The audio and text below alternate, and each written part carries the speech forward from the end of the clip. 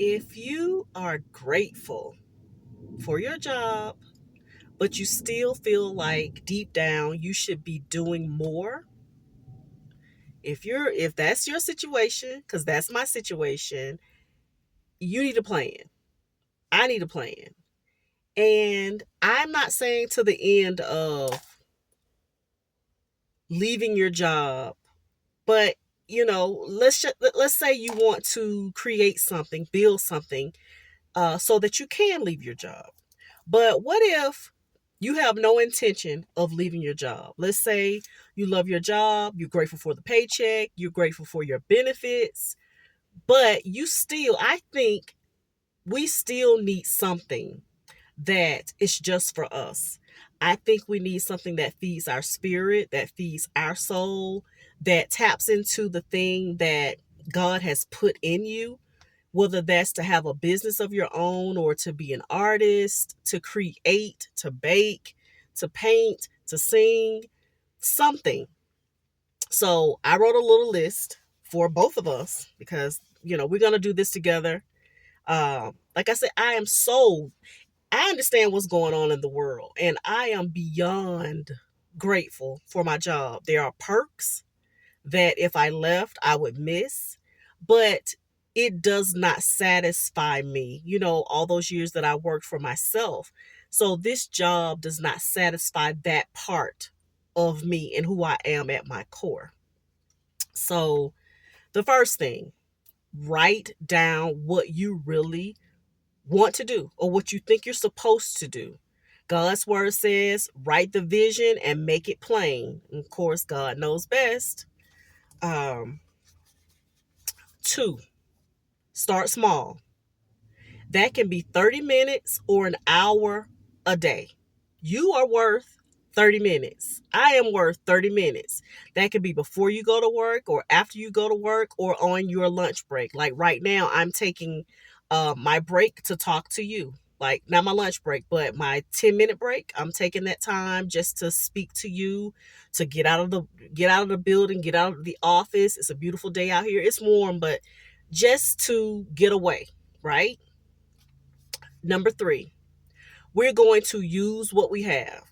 We don't need, I don't need, we don't need new tools, new apps. I don't need any more supplies. I can work with what I have right now. God says, be faithful with the little and he will bless you, right?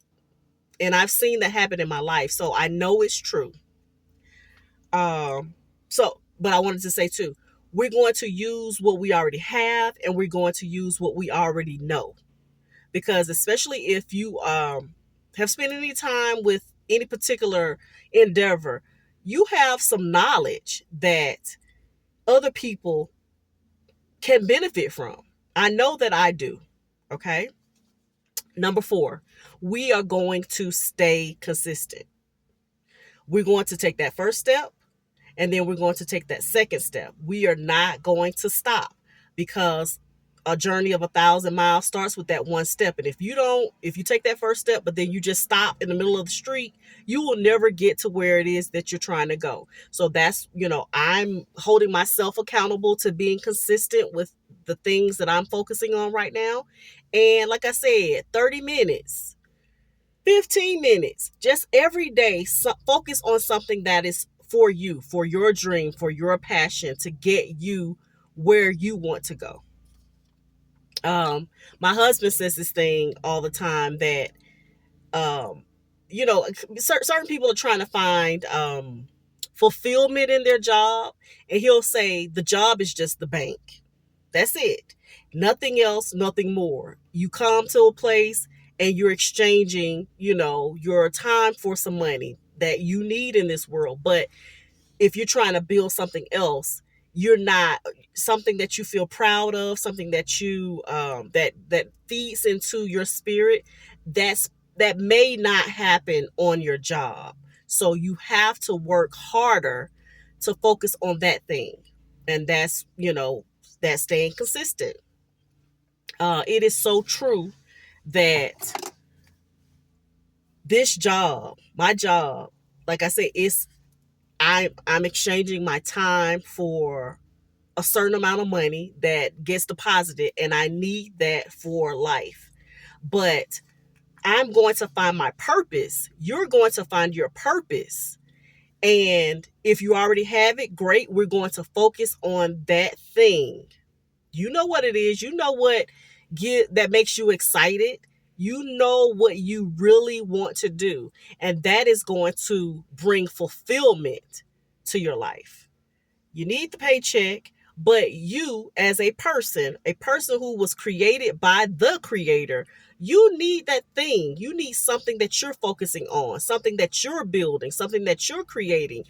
And it's not always about a business or money. Sometimes it's being creative in the kitchen. Sometimes it's sewing, it's altering, clothes, it's upcycling things. So I'm not just talking about money, the pursuit of money. I'm saying pursue something that gives you joy for this life that God has blessed you with. Until next time, be sweet, be grateful, and stay consistent and optimistic.